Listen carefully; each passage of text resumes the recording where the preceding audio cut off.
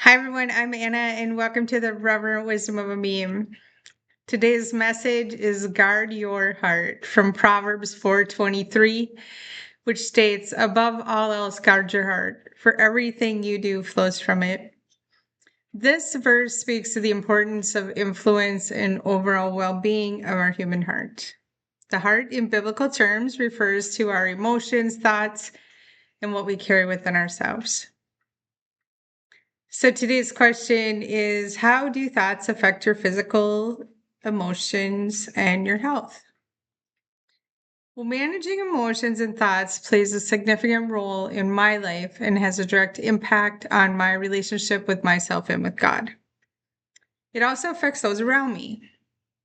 The Bible provides guidance and principles to help me managing my emotions and maintaining mental and emotional health, as well as my physical and spiritual life. Understanding emotions and thoughts is a part of our humanity, and Jesus himself had a range of emotions during his time here on earth. Emotions are not sinful unless they're unpure, but they are a part of our human experience. And the Bible teaches us that emotions and our thoughts have to be managed, and we're required to maintain our emotions within God's truth. Meaning that as a believer in God and Jesus Christ, we agree to keep our emotions controlled as a matter of our faith. And since they can influence our actions and the beliefs of others, we are called to guard our hearts, our thoughts, and emotions. Now, managing emotions and thoughts leads to controlling your mind. And controlling your mind means replacing your worldly thinking with God's truth, which in turn transforms our emotional responses and our thought patterns. One way to control negative emotions or thoughts is to spend some time reading the Bible, learning about what God says about how to use your innate wisdom and your moments of emotional struggle. Now, you should ask yourself if the thoughts that you have reflect God's character. For example, if I'm upset about something at work, do I gossip about it, or do I decide to control myself and my thoughts and find a more productive way to manage them? Or what if someone cuts me off while driving?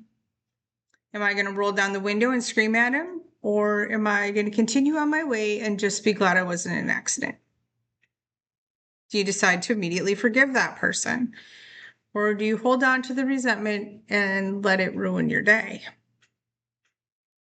And, forgiveness releases negative emotions. And even if it's challenging to do, well, it will provide you peace. And it can be especially helpful when you are hurt very deeply or have gone through trauma in your life.